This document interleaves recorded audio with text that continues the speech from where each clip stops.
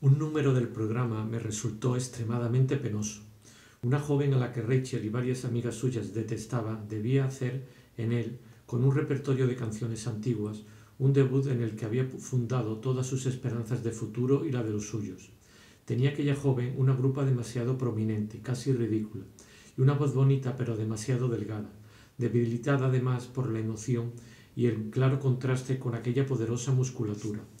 Rachel había apostado en la sala a cierto número de amigos y amigas cuyo papel era desconcertar con su sarcasmo a la debutante, cuya timidez conocían, hacerle perder la cabeza de modo que tuviese un fiasco completo, tras el cual el director no la contrataría. Desde las primeras notas de la desdichada, algunos espectadores, reclutados a tal fin, empezaron a señalarse unos a otros el trasero riéndose. Algunas mujeres que participaban en el complot se echaron a reír con fuerza.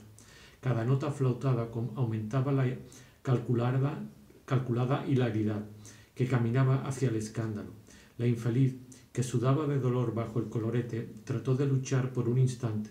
Luego lanzó a su alrededor, sobre el público, unas miradas desoladas, indignadas, que no hicieron sino redoblar los abucheos. El instinto de imitación, el deseo de mostrarse ingeniosas y valientes, contagiaron a unas bonitas actrices que no habían sido advertidas, pero que lanzaban a las otras unas ojeadas de complicidad pérfida. Se retorcían de risa con violentas carcajadas, tanto que, al final de la segunda canción, y aunque el programa todavía anunciaba 5 más, el regidor mandó bajar el telón.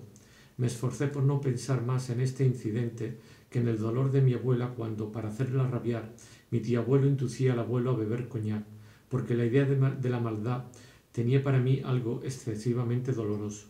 Y sin embargo, del mismo modo que la piedad ante la desgracia quizá no es muy exacta, dado que nuestra imaginación recrea todo un dolor sobre el que el desdichado, obligado a luchar contra él, se guarda mucho de conmoverse, así la maldad no tiene probablemente en el ánimo del malvado esa pura y voluptuosa crueldad que tanto mal nos hace imaginar. El odio le inspira, la cólera le infunde un ardor y una actividad que no tiene nada de gozoso. Haría falta el sadismo para sacar de ella placer, porque el malvado está convencido de hacer sufrir a un malvado.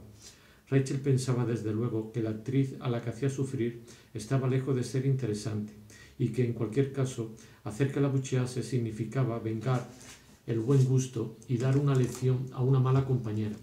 Con todo, dado que no había tenido ni el coraje ni el poder de impedirlo, preferí no hablar de este incidente. Me hubiera resultado demasiado penoso, hablando bien de la víctima, equiparar con las satisfacciones de la crueldad los sentimientos que animaban a los verdugos de aquella debutante. Pero el inicio de aquella representación me interesó de otra manera.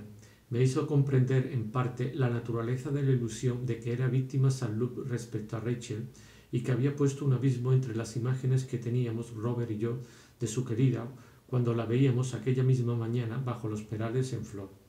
En la comediata, Rachel hacía un papel poco menos que de simple comparsa, pero vista así era otra mujer. Rachel tenía uno de esos rostros que la distancia, y no necesariamente la de la sala al escenario, porque desde ese punto de vista el mundo no es sino un teatro más grande, precisa, y que, contemplados de cerca, se deshacen en polvo. Junto a ella solo se veía una nebulosa, una vía láctea de pecas, de granos pequeñísimos, nada más. A distancia adecuada, todo esto dejaba de ser visible y, de las mejillas desdibujadas, reabsorbidas, se alzaba como una luna creciente, una nariz tan fina, tan pura, que se habría deseado ser objeto de la atención de Rachel, volver a verla siempre que uno quisiera, tenerla al lado, si es que nunca se la había visto de otro modo y de cerca. No era ese mi caso, pero sí el de St. Luke cuando la había visto representar la primera vez.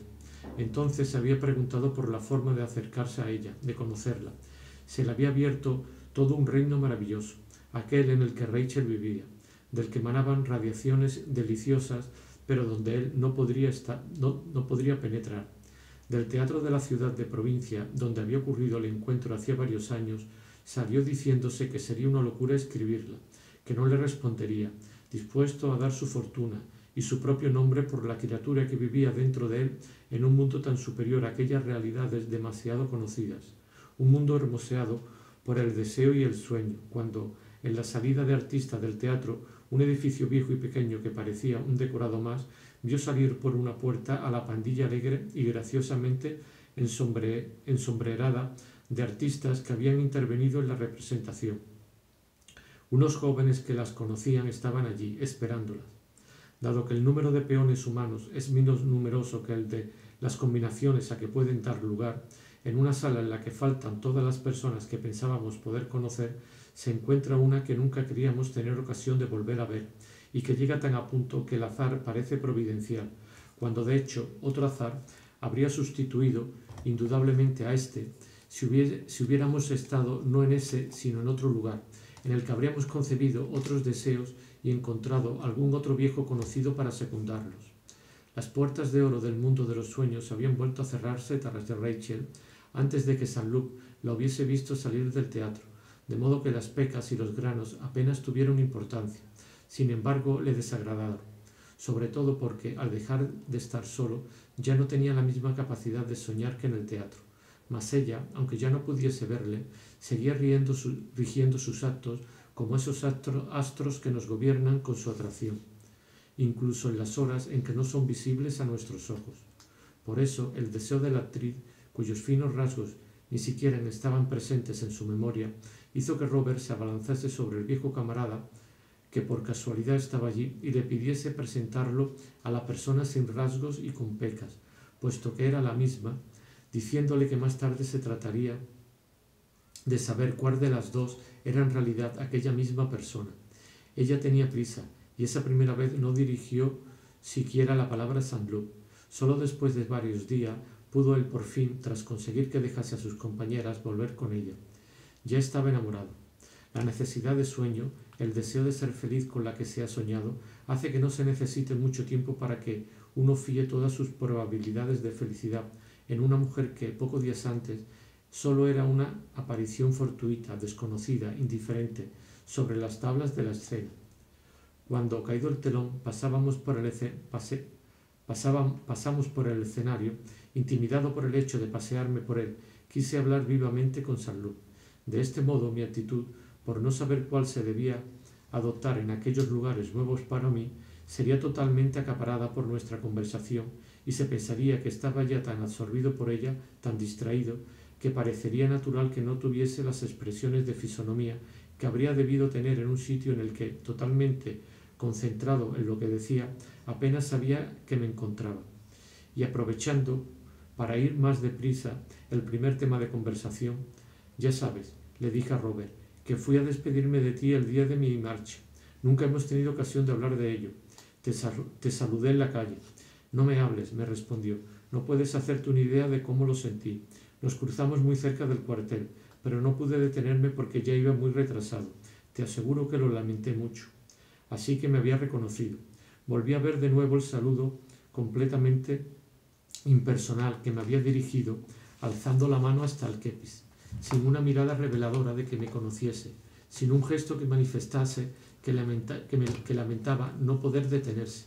Evidentemente, esa afición de no reconocerme que había adoptado en tal momento había debido de simplificarle mucho las cosas, pero a mí me dejaba pasmado que hubiese sabido representarla tan rápidamente y antes de que un reflejo hubiera traicionado su primera impresión. En Balbec ya había observado yo que, al lado de aquella sinceridad ingenua de su rostro, cuya piel dejaba ver por transparencia la repentina afluencia de determinadas emociones, su cuerpo había sido admirablemente adiestrado por la educación en cierto número de disimulos de conveniencia, y que, como un perfecto comediante, podía interpretar uno tras otro en su vida de regimiento, en su vida mundana, diferentes papeles. En uno de sus papeles me quería profundamente, se comportaba conmigo casi como si fuera mi hermano. Mi hermano. Lo había sido, había vuelto a serlo, pero durante un instante había sido un personaje distinto que no me conocía y que, sosteniendo las riendas, con el monóculo en el ojo, sin una mirada ni una sonrisa, había lanzado la mano a la visera del kepis para devolverme correctamente el saludo militar. Los decorados todavía sin desmontar, entre los que pasaba, vistos así de cerca y despojados de todo lo que les añaden la distancia y la iluminación calculada por el gran pintor que los había hecho, eran miserables. Y Rachel, cuando me acerqué a ella, no sufrió un menor poder de destrucción. Las aletas de su encantadora nariz se habían quedado en la perspectiva, entre el patio y el escenario, igual que el relieve de los decorados. Ya no era ella, solo la reconocía gracias a sus ojos, donde su identidad se había refugiado. La forma, el fulgor de aquel joven astro, tan brillante hacía un momento, había desaparecido. En cambio, como si al acercarnos a la luna ésta dejase de parecernos de rosa y oro, sobre aquel rostro tan terso hacía un momento ya no distinguía más que protuberancias, manchas, hoyos.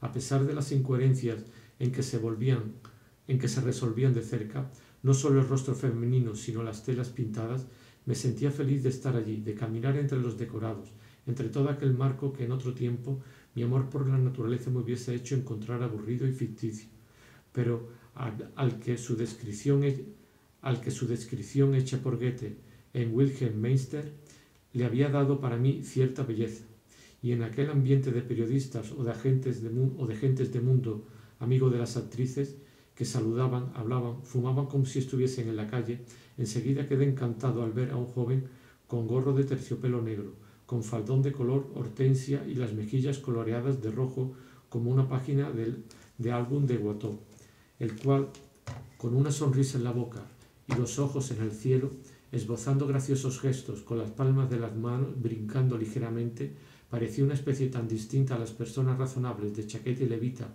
en medio de las cuales perseguía como un loco su sueño extasiado, tan ajeno a las preocupaciones de su vida, tan anterior a las costumbres de su civilización, tan liberado de las leyes de la naturaleza, que seguir con la vista entre las bambalinas los arabescos naturales que en ellas trazaba sus retozos alados, caprichosos y maquillados, era algo no menos descansado ni menos fresco que ver una mariposa extraviada en medio de una multitud. Pero en ese mismo instante Saint-Loup se figuró que la atención de su querida se fijaba en aquel bailarín que repasaba por última vez una figura del intermedio en que iba a salir, y su semblante se nubló. «Podrías mirar hacia otro lado», le dijo con expresión sombría. «Sabes de sobra que estos bailarines no valen lo que la cuerda sobre la que harían bien en subir para partirse la crisma, y son gente muy capaz de ir luego a jactarse de que le has prestado atención. Además, ¿no oyes que están diciéndote que vayas a tu camerino a vestirte? Encima vas a llegar tarde». 3 señores, 3 periodistas, viendo la expresión furiosa de Saint-Loup, se acercaron, divertidos, para oír lo que se decía, y como en el otro lado estaban montando un decorado, nos vimos estrujados contra ellos. «Oh, pero si le conozco, es amigo mío», exclamó la querida de Saint-Loup, mirando al bailarín. «Mire usted qué guapo. Míreme esas manitas que bailan como todo el resto de su persona».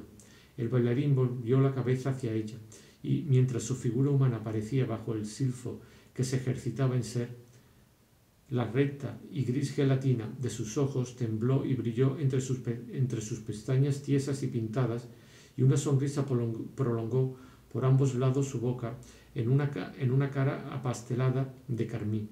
Luego, para divertir al joven, como una cantante que, para agradarnos, nos tararea el aire en que le hemos dicho que la admiramos, se puso a repetir el movimiento de las palmas, remendándose a sí mismo con una finura de imitador y un buen humor de niño. «Oh, qué divertida la ocurrencia de imitarse a sí mismo», exclamó ella batiendo las palmas. «Te lo suplico, querida», le dijo Saint-Loup con una voz desolada. «No des el espectáculo de este modo, me matas. Te juro que si dices una palabra más, no te acompaño al camerino y me marcho. Venga, no seas mala. No te quedes así en medio del humo del puro. Te hará daño», me dijo Saint-Loup, con aquella solicitud que siempre me demostraba desde Balbec. «Oh, qué alegría si te vas. Te advierto que no volveré. No me atrevo a esperarlo. Escucha, sabes que te he prometido el collar si te portas bien, pero dado que me tratas de esta manera, eso sí que es algo que, viniendo de ti, no me extraña. Me habías hecho una promesa. Hubiera debido imaginar que no la cumplirías. Quieres hacerme ver que tienes dinero, pero yo no soy interesada como tú. Me importa un bledo tu collar. Tengo quien me lo dé. Nadie más podrá hacerlo, porque lo he reservado en Boucheron, y tengo su palabra de que solo me lo venderá a mí. Sí que está bien. Has querido desquitarte. Has tomado todas tus precauciones de antemano. Es lo que dice Marsantes mater semita. Buena raza nunca falla, respondió Rachel repitiendo una etimología basada en un grosero contrasentido, porque semita significa sendero y no semita. Pero que los nacionalistas aplican a Saint-Loup por sus opiniones dreyfusistas, que por lo demás le venían de la actriz. Ella era la menos indicada para tratar de judía a Madame de Marsantes, a quien los etnógrafos de la buena sociedad solo habrían conseguido encontrar de judío su parentesco con los Levi Mirepoix. Pero puedes estar seguro de que las cosas no quedarán así. Una palabra dada en condiciones carece de valor. Una palabra dada en esas condiciones carece de valor. Ha sobrado conmigo a traición. Pucherón lo sabrá, y en cuanto a su collar, le pagarán el doble. Pronto tendrás noticias mías, estate tranquilo. Robert tenía 1000 veces razón, pero las circunstancias se enredan siempre tanto que quien tiene 1000 veces razón puede equivocarse una. El propio Lord Derby reconoce que no siempre Inglaterra tiene razón respecto a Irlanda, y no puede por menos de recordar la frase desagradable, aunque inocente, que Saint-Loup había dicho en Balbe. Así la tengo en un puño. Has entendido mal lo que te he dicho sobre el collar. La mía no es una promesa formal. Dado que haces todo lo necesario para que te deje, es muy natural, creo yo, que no te lo dé. No comprendo dónde ves traición en ello, ni que soy interesado. Y no puedes acusarme de exhibir mi dinero. Siempre te digo que soy un pobre diablo sin un céntimo. Haces mal tomándotelo así, pequeña. ¿Qué tengo yo de interesado? Bien sabes que mi único interés eres tú.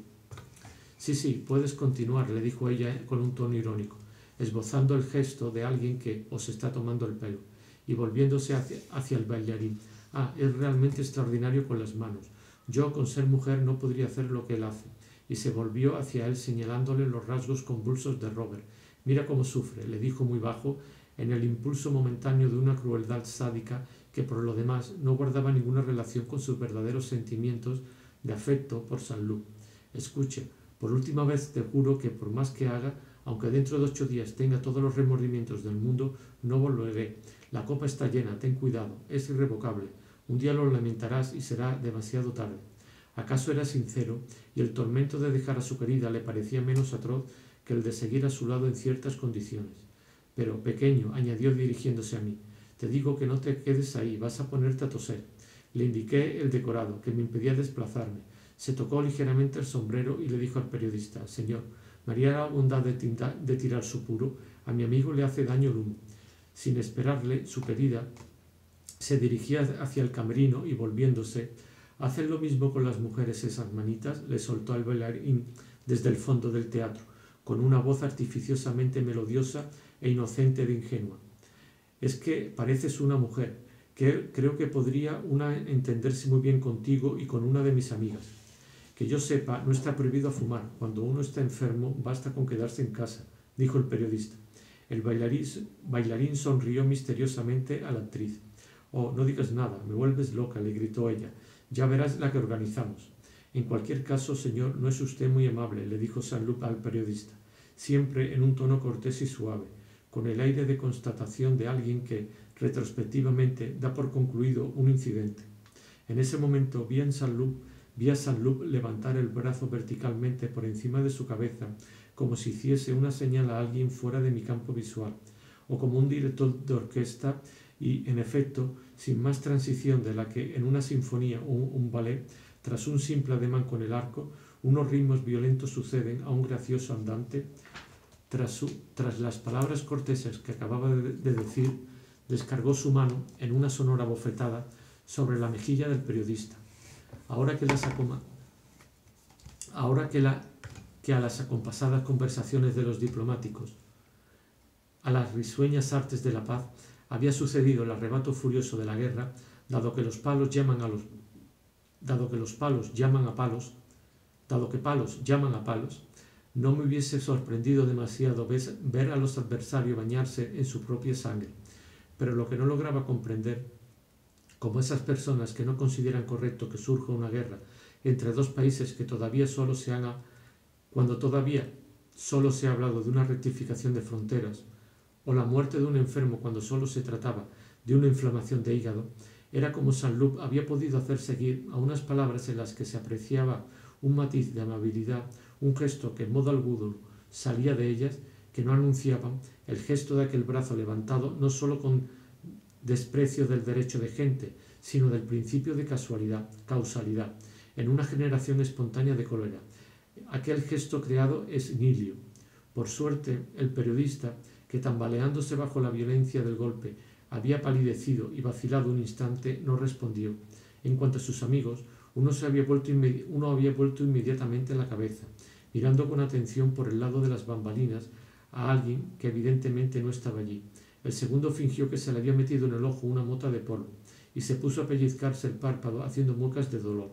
Y el tercero había echado a correr exclamando: «Dios mío, creo que van a levantar el telón. No encontraremos nuestros sitios».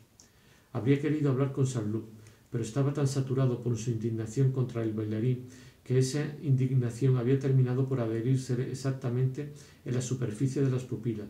Como un armazón interior, tensaba sus mejillas de modo que, traduciéndose en una total rigidez exterior, su agitación interna no tenía siquiera el relajamiento, el juego necesario para coger unas palabras mías y responderme. Viendo que todo había terminado, los amigos del periodista volvieron a su lado, todavía trémulos, pero avergonzados por haberlo abandonado, intentaban convencerle por todos los medios de que no se habían dado cuenta de nada. Por eso se extendían hablando uno sobre el polvo en el ojo, otro sobre la falsa alarma que había tenido al figurarse que levantaban el telón, el tercero sobre el extraordinario parecido entre su hermano y una persona que había visto pasar, e incluso le demostraron cierto mal humor porque no había compartido sus emociones. ¿Cómo? ¿No te ha impresionado? ¿Pero no lo ves? Es decir, que sois todos unos capones, gruñó el periodista abofeteado, inconsecuentes con la afición que habían adoptado y en virtud de la cual habrían debido, pero no lo pensaron, dar la impresión de no comprender qué quería decir. Prefirieron una frase que es tradicional en tales circunstancias. Y encima te sulfuras, no te piques, se diría que has perdido los estribos. Aquella mañana yo había comprendido, ante los perales en flor, la ilusión en que se fundaba el amor de Robert por Rachel cuando del Señor. Pero no por eso dejaba de darme cuenta de lo que tenía de real, por el contrario, los sufrimientos que nacían de ese amor. Poco a poco, el que venía sintiendo constantemente desde hacía una hora se retrajo, se metió dentro de él, y en sus ojos apareció una zona disponible y elástica. Salimos del teatro Saint-Loup y yo, y primero caminamos un rato. Yo me había rezagado un instante en una esquina de la avenida Gabriel, desde la que en otro tiempo veía a menudo llegar a Gilbert. Durante unos segundos intenté recordar aquellas impresiones lejanas, e iba a reunirme con Saint-Loup a paso gimnástico cuando vi que un señor bastante mal vestido parecía estar hablándole muy de cerca. Deduje que sería un amigo personal de Robert. Sin embargo, parecían acercarse todavía más el uno al otro. De improviso, igual que aparece en el cielo un fenómeno astral, vi unos cuerpos ovoides asumir con una rapidez vertiginosa todas las posiciones que les permitía componer delante de Saint-Loup una constelación inestable. Lanzados como por una onda, me pareció que eran 7 por lo menos, pero solo se trataba de los 2 puños de Saint-Loup, multiplicados por su rapidez para cambiar de lugar en aquel conjunto aparentemente ideal y decorativo. En realidad, aquel fuego de artificio no era más que una paliza que Saint-Loup administraba y cuyo carácter agresivo y no estético me fue revelado sobre todo por el aspecto del señor mediocremente trajeado,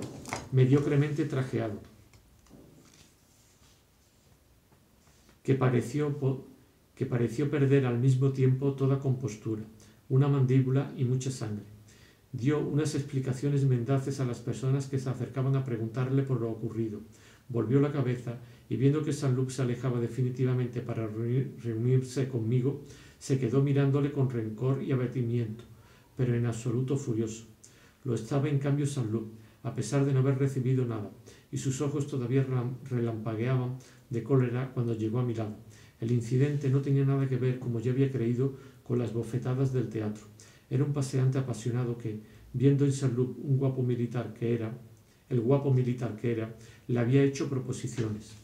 Mi amigo no salía de su asombro ante la audacia de cierta gentuza que no esperaba siquiera las sombras nocturnas para aventurarse, y hablaba de las proposiciones que le habían hecho con la misma indignación que los periódicos de un robo a mano armada cometido en pleno día en un barrio céntrico de París. Sin embargo, el caballero golpeado era disculpable al menos por lo siguiente: un plano inclinado acerca con tanta rapidez el deseo de placer que la simple belleza ya parece una especie de consentimiento. Acerca con tanta rapidez el deseo al placer que la simple belleza ya parece una especie de consentimiento, y que Saint-Loup fuese guapo no era discutible. Unos puñetazos como los que acababa de dar tienen para los hombres de la clase del que hacía un momento lo había abordado la ventaja de inducirles a pensar seriamente, aunque durante muy poco tiempo, para que puedan corregirse y escapar así a los castigos judiciales.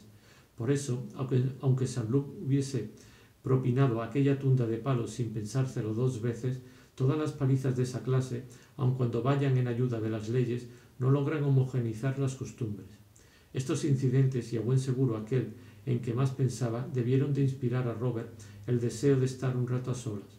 Al cabo de un momento me pidió que nos separásemos y que yo fuese por mi cuenta a casa de Madame de Villeparisis, donde él se reuniría conmigo, pero prefería que no entrásemos juntos para aparentar que acababa de llegar a París y nadie imaginase que ya habíamos pasado juntos una parte de la tarde. Como lo había supuesto antes de conocer a Madame de Villeparisis en Balbec, había una gran diferencia entre el ambiente en que ésta vivía y el de Madame de Guermantes.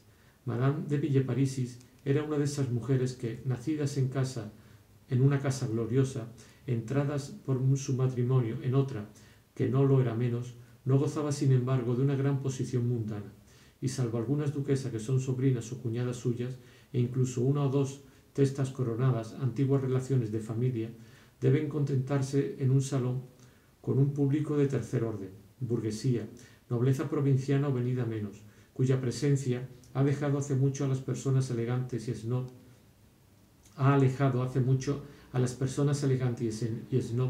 que no están obligadas a acudir por deberes de parentesco o de intimidad demasiado antigua.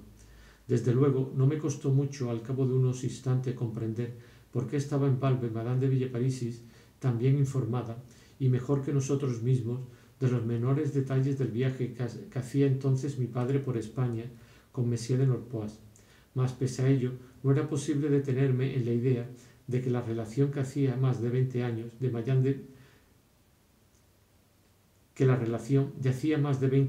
Madame de Villeparisis con el embajador pudiera ser la causa del desclasamiento de la marquesa en una sociedad en que las mujeres más brillantes hacían alarde de amantes menos respetables que aquel, quien, por otra parte, desde hacía mucho probablemente no era para la marquesa otra cosa que un viejo amigo.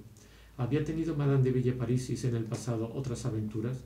Dotada en aquel entonces de un carácter más apasionado que ahora, en una vejez aplacada y piadosa que, sin embargo, quizá debía un poco de su color a aquellos años ardientes y remotos.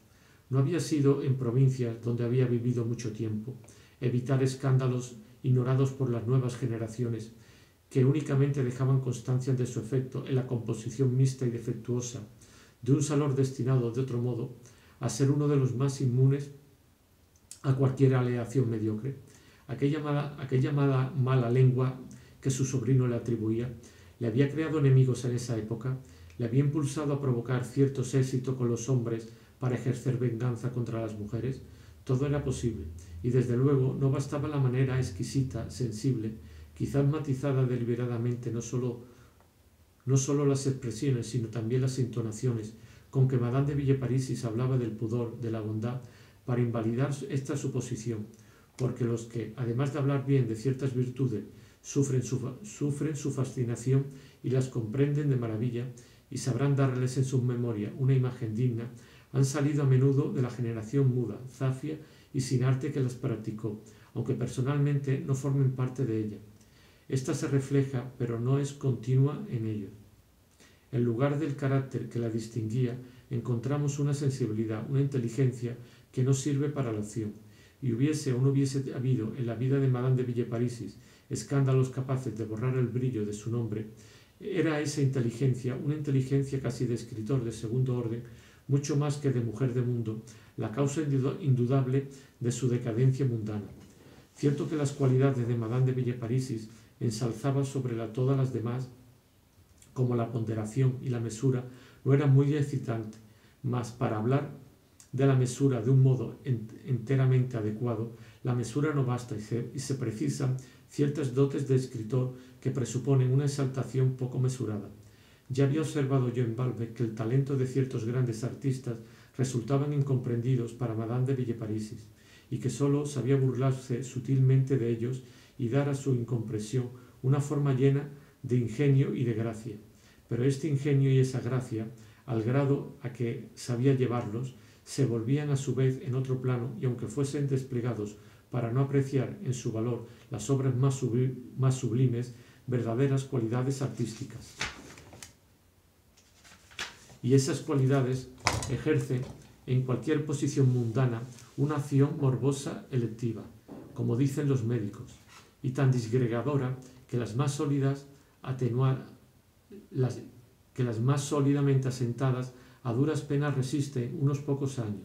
Lo que los artistas llaman inteligencia le parece pura pretensión a la sociedad elegante que, incapaz de situarse en el punto de vista único desde el que los artistas juzgan todo y sin comprender nunca el particular atractivo al que ceden cuando eligen una expresión o hacen una comparación, sienten a su lado una fatiga, una irritación de la que rápidamente nace la antipatía. En su conversación, sin embargo, y lo mismo ocurre en las memorias que de ella se han publicado después, Madame de Villeparisis solo mostraba una especie de gracia exclusivamente mundana. Después de pasar al lado de grandes cosas sin profundizar en ella, a veces sin descubrirlas siquiera, de los años en que había vivido y que por lo demás describía con mucha exactitud y encanto, apenas había retenido otra cosa que lo más frívolo que habían ofrecido. Mas una obra, incluso si solo se ocupa de temas que no son intelectuales, sigue siendo una obra de la inteligencia. Y para dar en un libro o en una conversación que difiere poco de un libro la impresión acabada de la frivolidad, se precisa una dosis de seriedad para la que una persona puramente frívola no está capacitada. En ciertas memorias escritas por una mujer y consideradas como obras maestras, esta o aquella frase citada como un modelo de gracia ligera siempre me ha hecho suponer que para llegar a semejante ligereza, la autora ha debido de poseer en el pasado una doctrina bastante grave, una cultura repulsiva y que, de joven, debió de parecer a sus amigas una insoportable bas bleu. Además, es tan necesaria la conexión entre ciertas cualidades literarias y la falta de éxito mundano que, leyendo hoy las memorias de Madame de Villeparisis, determinado epíteto exacto, determinada secuencia de metáforas, bastarán al lector para reconstruir con su ayuda el saludo profundo, aunque gélido, que debía de dirigir a la vieja marquesa en la escalera de una embajada, una snob como Madame Leroy, que tal vez le dejaba una tarjeta de visita con el pico doblado cuando iba a casa de los Guermantes, pero que se guardaba mucho de poner los pies en su salón por miedo a rebajarse entre todas aquellas mujeres de médicos o de notarios. Bas Bleu, Madame de Villeparisis quizá lo había sido en su primera juventud, cuando, ebria de sus saberes, quizá no había sabido retener contra gentes de la buena sociedad menos inteligentes y menos instruidas que ella algunos dardos acertados que el herido no olvida. Además, el talento no es un apéndice postizo que añadir artificialmente a las distintas cualidades que determinan el éxito social, a fin de hacer con el conjunto lo que las gentes del mundo llaman una mujer completa.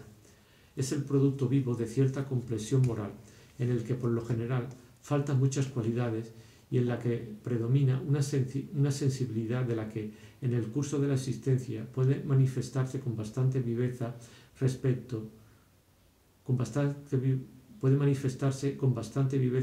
aspecto que no percibimos en un libro.